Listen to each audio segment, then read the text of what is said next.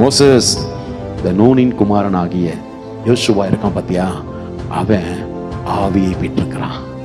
என்ன ஆவி? பரிசுத்த ஆவியை பெற்றிருக்கிறான். அப்படி அமைதியா அடங்கி காத்திருந்தான். விசுவாசியே, நீ நல்ல விசுவாசியா இருந்தா உனக்கு கோபம் வரக்கூடாது. நீ நல்ல விசுவாசி இருந்தா உனக்கு முறுமுறுப்பு வரக்கூடாது. நீ நல்ல விசுவாசி இருந்தா உனக்கு தாழ்மை வரணும்.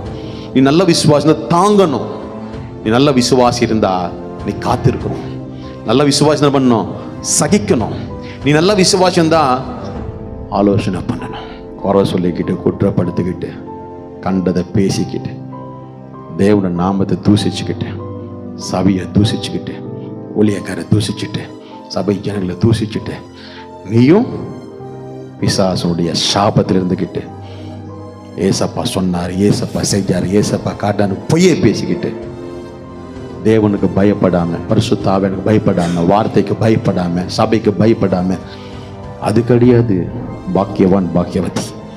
அது கிடையாது. யோசுவா ஆவியை பெற்றிருந்தவன் அடங்கி காத்திருந்தான். நாள் வந்தது, பரலோகம் சொல்லுது மோசேக்கு, இவனை கனம் பண்ணு, இவனை அபிஷேகம் பண்ணு. மோசேக்கு சொன்னார். இப்போ மோசே இல்லை, மோசே மரித்து போனான். யோசுவாவோடவே தேவன் பேச ஆரம்பிச்சிட்டார். யோசுவாவோடவே தேவன் பேச ஆரம்பிச்சிட்டாரு. நீ உயிரோடு இருக்கும் நாளெல்லாம். வாட் அ பியூட்டிஃபுல் வேர்ட் இல்லை? எவ்வளவு பெரிய வார்த்தை இல்லை? யோசிச்சு பாருங்க, எவ்வளவு பெரிய வார்த்தை. தேவனுடைய ஆதரவு யோசுவாக்கு கிடைத்தது. ஏன் கிடைத்தது? அவன் பாக்கியவான்.